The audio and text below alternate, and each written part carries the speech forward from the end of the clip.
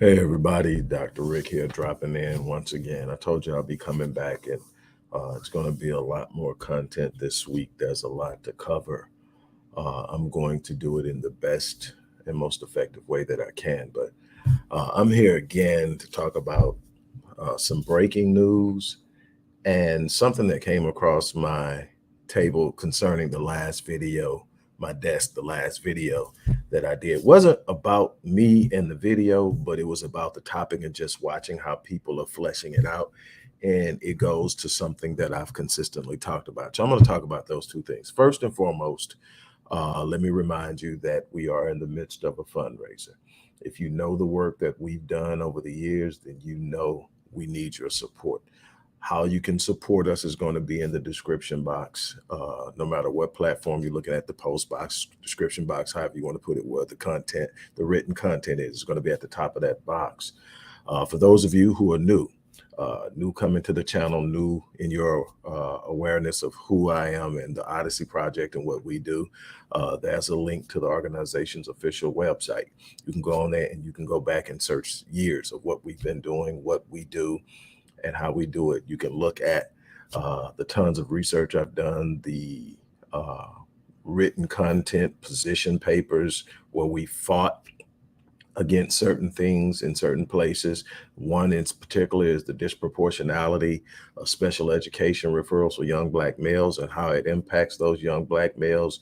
We've done that. I wrote that position paper. I actually co-wrote a paper over a year ago that's pretty prevalent right now with the recent school shootings on the misspending of billions of dollars um, in a way that won't curtail it. I mean, we've done we've done work in the area of research for years, but we also take our research and design and implement programs like Black Men Lead and so many others. So again, we ask you to support the work we're doing because it is so necessary, as you will see with the content and what I'm going to share with you over the next several weeks. Um, Now, here's the news. For those of you who have been paying attention and keeping your ear to the ground, you're aware of the fact by now that WNBA star Brittney Griner, who also happens to be a Houstonian, played high school ball here in Houston, in the Aldine School District at Nimitz High School.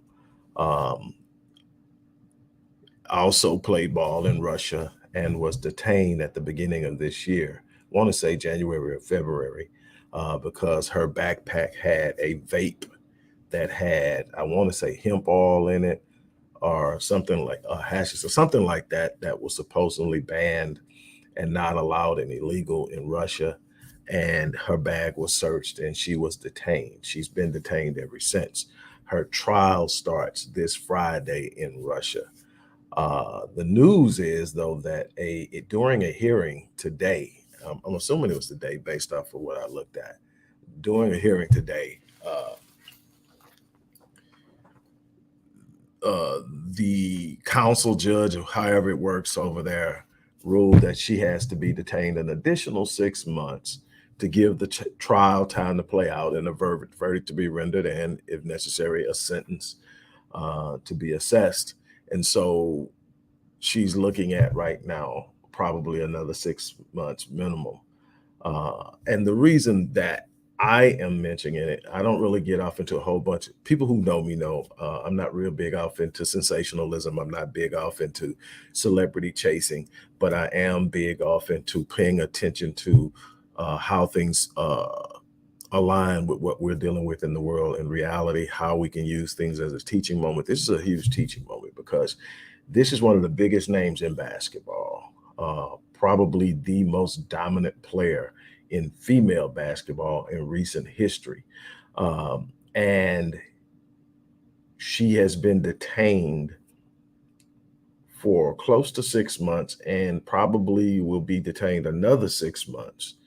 And the State Department finally got into it. The WNBA finally issued a strong statement saying that they are calling for her release. But and obviously, family members and loved ones have been demanding release. But Where is the LGBTQ community? Because Brittney is openly gay, has been openly gay as long as I've known her, and I've known her before she left high school. Um, she has been openly gay and is, if I'm not mistaken, married to a female. And where is the LGBTQ community, which is consistently leveraging its power to get things done? Now, again, I know for a fact that the LGBT community has no leverage whatsoever in Russia. That's not the point I'm making. I'm not saying that. What I'm saying is, where's the voice? Where's the noise? Where is the smoke? Where is the energy that we see so often when it's the other way around? And my thing is here is, this isn't about, and this is not the time for taking stances on things pertaining to that. It's about understanding how we fit into different dynamics that we love to play champions to. We tend to play champion for everybody else's causes, people at the border, LGBTQ, uh, uh, Asian hate, all that stuff like that. And and from a person who is at a place in life where I prefer peace over everything else, I get it.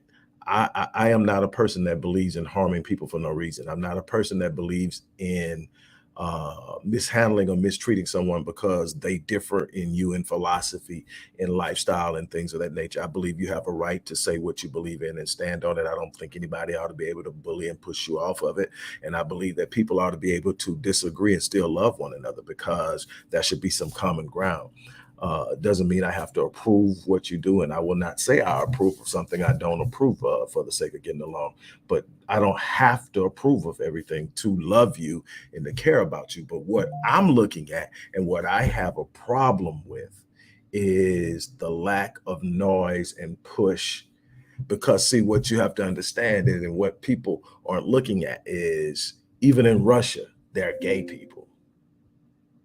Even in Russia, where everybody thinks it's, oh, it's like this, there are gay people. And there are gay people in powerful positions. There are gay people who can pick up phones and make phone calls. Trust me, the game hasn't been played this way because they play small. My point isn't whether or not they have the pull to get her out, because this is definitely political, and this is this is a Putin Biden thing, and some other things at play. And it's going to be leverage. It's going to be pull out. That was the biggest name they can get their hand on, and they got her. I question what she was thinking going over there, not just with a vape in her bag, but going period with the volatility of what's going on. But when you've been doing it for so long, you start to do things, and you start to trust things, and you start to, like, move, and you're not thinking. Every time, everything you do has to be done with a consciousness of what's going on around you. My problem again is, I don't see the smoke that I got when I sit up and I called out the prancing elites, what, 6 years ago, 7 years ago, whatever it was. They lit my website up. I'm just dude. I'm just dude. Nobody watches me. I'm just dude, but I got more bandwidth and exposure from just sitting up giving my opinion on that show than I've gotten ever, because they came. They came with the smoke. That's how they roll. They roll like that, but they're not rolling for her. And if you go back and you look, and if you really check within the thing, blacks don't get the same platform. Blacks don't get the same push unless they're championing something, or they have a name and they're championing something that is being pushed by the organization or by the community. And I'm concerned about that. I mean, that's just me, because yeah, I'm identifying with the black girl that's over there, the black woman. She's 30 something, I think 31.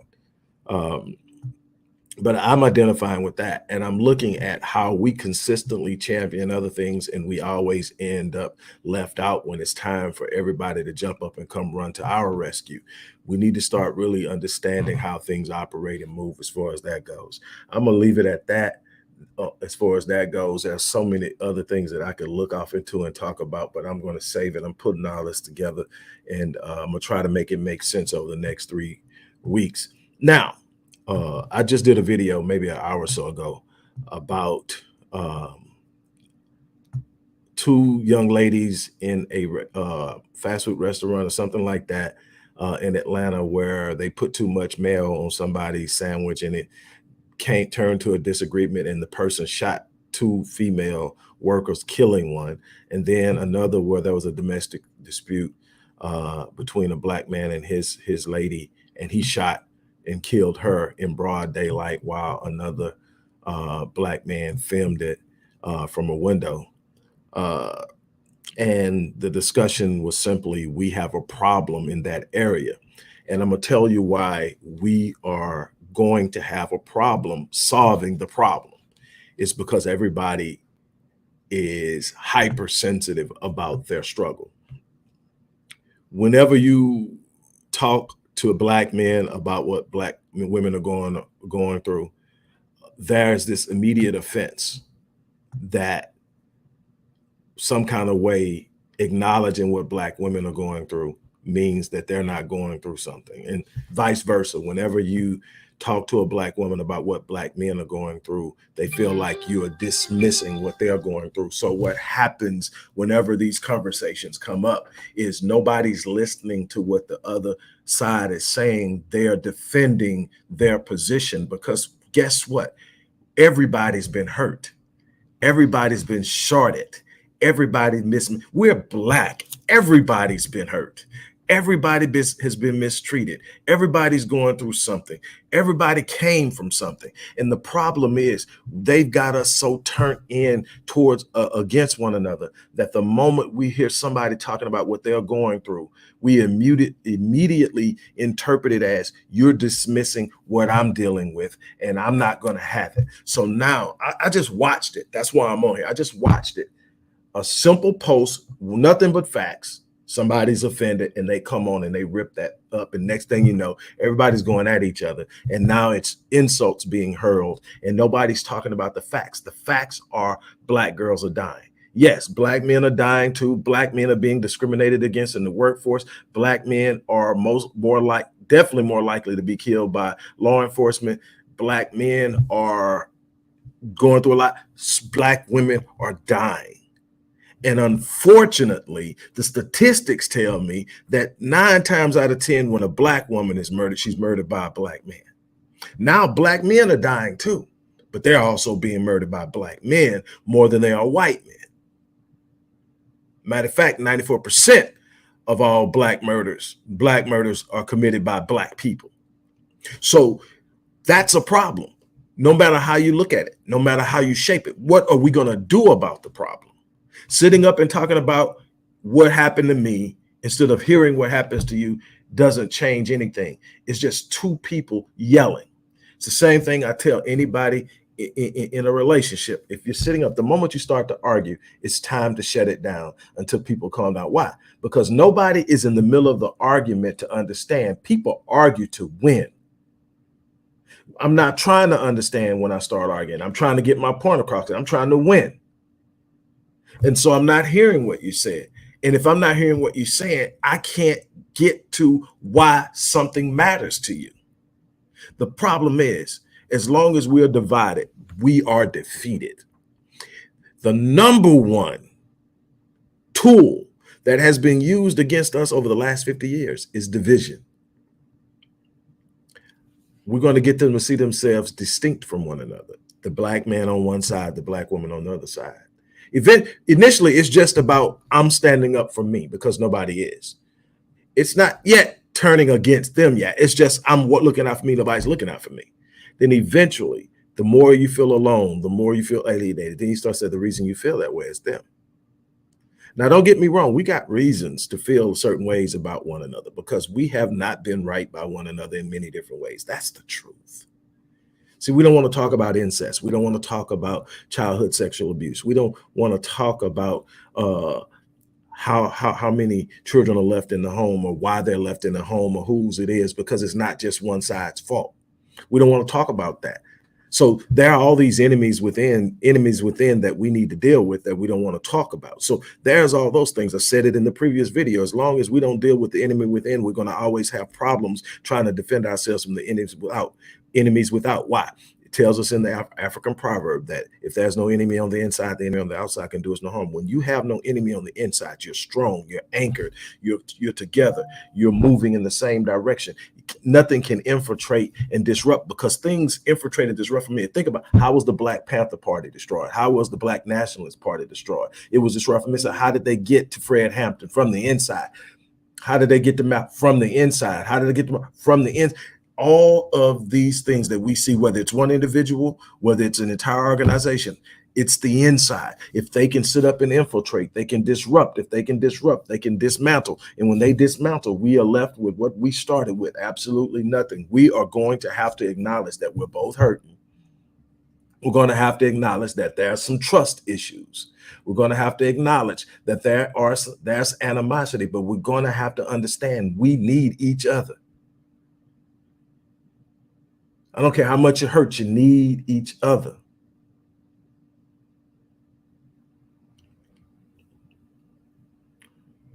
One of the things that I am so grateful for at this stage of my life is my ability to be in a place where I feel hurt and pain and still be able to see the other person's side.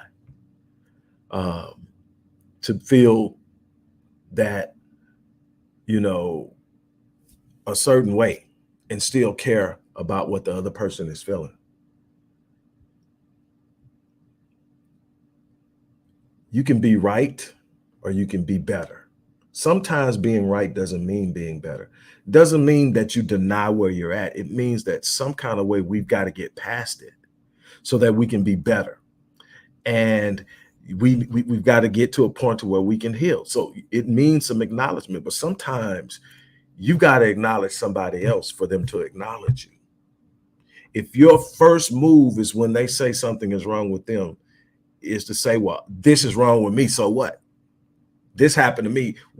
So at some point, somebody has to be mature enough to say, I understand what you're saying. I'm sorry that it happened. I'm sorry that it's that way.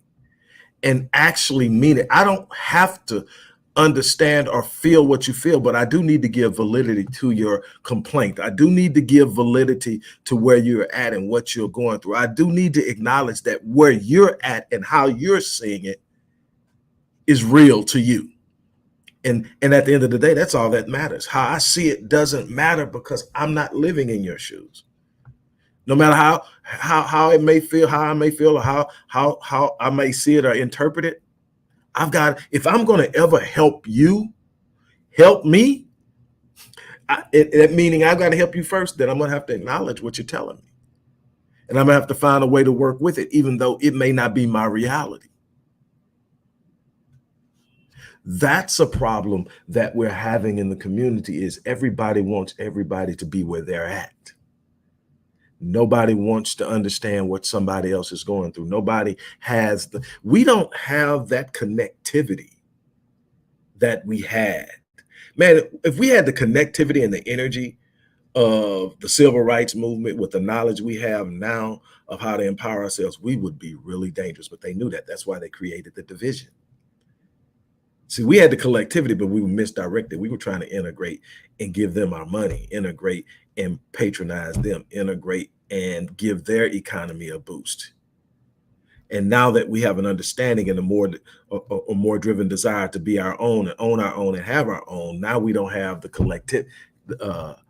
collectivity. We don't have the connection. We don't have the unity. When J. Edgar Hoover was asked, what is the greatest threat to national security, but without blinking, he said, Black unity. And what have they been doing ever since? Creating Black division. And they have mastered it. They know how to trigger us. They know how to point us inward towards one another. And we react every time. We've got to stop killing one another. That's going to take a collaborative effort of what we do with our youth, because we've got to get them before their mind turns. It's got to do with what we're going to do in the area of healing. We got to deal with the trauma in the community. We need to have resources to deal with the trauma. The trauma is real. What are we going to do about addiction and mental illness? Because sitting up and saying everything is evil is not being fair to the suffering of people who are really truly dealing with mental health issues. And sitting up and ignoring those issues normally leaves somebody suffering long term. We're going to have to deal with that as well. We're going to have to deal with the disruption in the Black family. I keep telling you, if we don't get to the point of the restoration of the Black family, we're going to have a problem. There's an effort to pull the Black man out of the home. And in so many ways, we are complying with that effort. It was Umar Johnson that said, probably about 7 years ago, that white supremacy is absolutely nothing without Black compliance. But see, Black compliance comes in a number of different ways. It's just not complying with the laws and the statutes that are on the book. It's complying with the sociological pushes that turn us against one another. It's complying with the urge to sit up and trust devices to rear our children. It's complying with the natural technological advance of the presentation of our images, and we not push back. It's compliance in the manner of listening to music that degrades our women and misrepresents our men. It is in compliance in a bunch of different ways that we don't want to really truly pay attention to. We don't want to really give effort to. We want to kind of just coast through this in hopes that it fixes itself. And that's not going to be the case. What's going to happen is that we're going to have to sit down and we're going to have to study some of the beasts of history and knowledge and psychology, the John Heinrich Clarks and the Yosef Ben Yakinans and the Naeem Agbars and the Amos Wilsons and the Francis Cress Welsings and the Neely Fuller Juniors and the Khalid Muhammads and on down the line that have given us blueprints, Dr. Joy DeGruy and Dr. Howard Stevenson. When I started this journey 30 years ago, it was just a yearning to be aware so that I could be a force. Dr. Claude Anderson. And I know a lot of people don't like him, but Dr. Umar Johnson, this dude, as far as facts are concerned, is a beast. Personality-wise and some other things, but he knows his stuff. A lot of the stuff that I was able to find in research was just listening to him and saying, I wonder how every time I fact check him, he comes out. So I listen to what he has to say. I learned how to separate the message from the messenger a long time ago. It's what allows me to be broad in what I'm approaching because I don't get caught up in who I like and dislike. I get caught up in, can I trust if you say it, I can go find it. And after a while, you learn the ones you can trust and you start to really build around it. But what am I getting at? One of the things that they took from us in order to enslave us was our values, our interests, and our principles, our VIPs, the things that govern how we move in our collectivism, and our strength is in the values, the interests, and the principles that we live by. They took that from us, and then they gave us their philosophies, their ideas, their approaches, their images, and so many other things. And they hid from us who we were, and they renamed us. They gave us a new approach to our spiritual practices, and they used those approaches to, again, subjugate us and to put us into place. It wasn't the enslavement of our bodies that made us a captured and enslaved people. It was the enslaving of our minds that made us enslaved. And some of us are still trying to free our minds from these enslaved ideologies and that are turning us in on ourselves. And so this is a problem. And so how do you restore the values, interests, and principles that are primary to the Black empowerment of to Black empowerment into the collective. How do you? It is by inculcating it into the minds of young Black people before they are exposed to a Eurocentric idea of what is. And so, how is that done? That's done in the home, but it needs to be done in the home where there's both masculine and feminine energy, where there is both discipline and nurturing, where there is both a force of protection and guiding and a force of teaching and nurturing. And that is done in a home where there are both parents. And what we have seen over the last 50 years is an all-out assault on the Black family.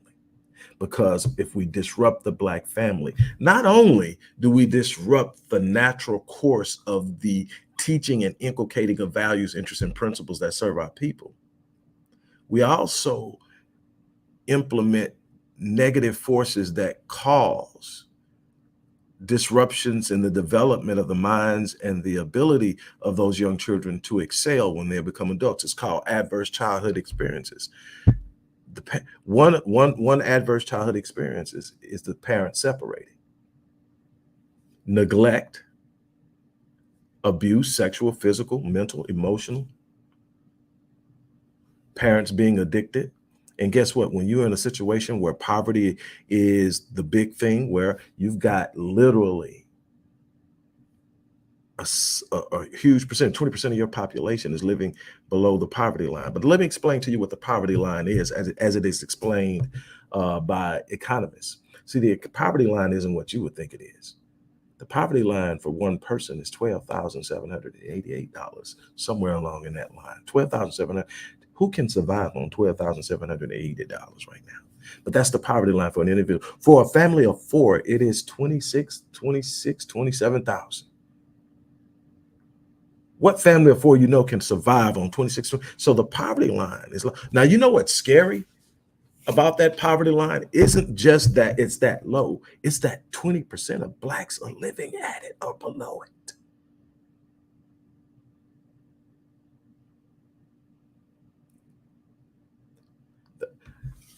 The earning median for the Black man is 44,000. That's the earning median. Try surviving on 44,000 and raising a family. But the commodification of the Black man has put him in a situation where that's how he's judged. His manhood is gauged on his bank account. But hell, the median income is 44,000. So while we can big up it and stomp like the big dogs on social media and everybody declare that they paying all the bills, the truth of the matter is my research tells me it's impossible. So at some point, we have to face the reality that while we shining on social media, the vast majority of our people are struggling.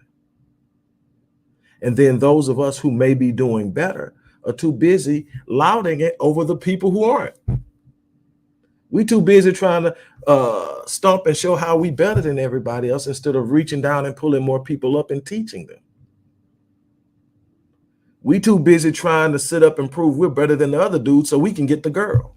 We're too busy trying to prove that we're better than the other dude so we get the big pats on the back. We are in competition with one another at a level that ensures that in the near future, we don't stand a chance of empowering our people because we're too busy destroying one another.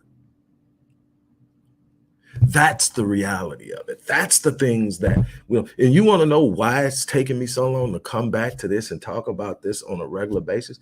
It's wearing. It is wearing. It is taxing. And you add all the other things that are going on right now with me. I'm like, man, shoot, I want to talk about something positive. I want to talk about winning in life. So that's why you've been getting such an influx of positivity. And you need to focus on that because whatever you give your mind to the most is what you're going to have. Whatever you focus on, you feel. And that's something we need to understand. But we also need to understand as a collective, if we don't understand and have an understanding and a concern about one another and what we are going through collectively, we are never going to reach a point in a position in time where we are going to be unified at a level that we can actually execute any type of agenda, any type of practices and protocols. We can talk this group economics till we're blue in the face. I have taught vertical group economics. I have written guides on vertical group economics, and there are people who get it, but most people, by the time you start talking to them about it, have gotten this consumerized mindset so ingrained that it isn't about wealth to them, it's about looking wealthy. And it's hard to break that because that's how they define themselves now. What am I wearing? What am I driving? Instead of how am I looking on my hard assets? How am I looking on my flexible, movable, and liquidable assets? How am I diversifying in my revenue streams? How am I preparing myself for lean times? None of that those aren't the conversations we're having in the house. You know, the new Jordans are out. The iPhone 13 or 14 or whatever's next is out. All of the things, I got to get that new this and all of that. And I'm not saying that you shouldn't enjoy yourself, but that should be a true understanding of what you can afford in the way of material things based off of the level of financial independence you have. And that is what I want people to start really truly grasping is it's not that I can't have nice things, but I should have. There's so much I spend based on how much I have in reserve. And if I don't have a certain percentage of what I'm thinking about getting, that I don't need it. If I've got to finance it, I don't need it. There's got to be a way. My thing is literally eliminate. I'm almost all debt free. I've got a few business things I've got to get out of the way, and like one thing personally, and then I'm gonna knock that out. And I'm not saying that to brag. I'm saying that has to be a goal because what your net worth is what all of your assets minus your debt. You want to increase your assets and your net worth. One of the ways you do that is by eliminating your debt. What are the things that they're actually convincing us to do on large scale? Accumulate debt. How? Student loans. Get a degree that has very little value. We're going to charge you $100,000 for it. And then we're going to make sure that you can't pay it back. And we're just going to pile it on, pile it on. And now they're talking about forgiving it and see. We're going to see if you qualify. I think it's so many billion in forgiveness. We'll see how it goes. But even in that, how far behind are you from those people who didn't have to? Those people who don't have that debt. That's the thing is this wealth gap is widening because we don't understand how things work, because we don't have a workable agenda in place, because we can't seem to get out of our own way, because we are caught up in emotion and anger and things. And I'm not saying that the complaints we have against one another aren't valid. I'm saying that people have been hurt on both sides of this argument. What I'm saying is that's not how we're going to win playing the blame game against one another, because while we're infighting, they're still planning on their next move of how they're going to suppress us. So they've got us distracted with one another while they're working on the next suppression. And you don't see it. We're study being pushed further and further back. We are no longer the largest minority in the country. Donald Trump proved that you don't even have to solicit the black vote to win the presidency. And how many other politicians are going to pick up on that and sit up and say, we don't even have to court you anymore. And then you start to become politically insignificant because you don't understand how the game is played. See, the vote was just one part of it. Your political significance comes from your economic fluidity, your economic power. What can you do economically that has enough significance that makes your group a contender? The LGBTQ community is much smaller than the black community, has way more clout, way more power because they understood the assignment. We have a problem. And it's more than just how we feel about each other. We've got to get it together. And I could go on and on and on about that. But again, we've got work to do. I'm going to get off of here because, again, I've still got work on my desk to do. But I had to stop by. I had to share that with you. Again, we would love to have your support in the work we do in the community. The information for you to support what we do in the community is going to be in the description box for those of you who are new to the channel, and you don't know who we are, who I am, and what we do. There's a link to the organization's official website, and you can go and you can see what we have done for years. You know, we didn't just pop up here. We've been here for a while, and I've been doing this for 3 decades plus, and I'll continue to do it as long as I draw a breath. We have work to do. It's that simple. On that note, look, I'm gonna get out of here. I want to thank you guys for stopping in and sharing with me. On that note, you guys have an unbelievable day.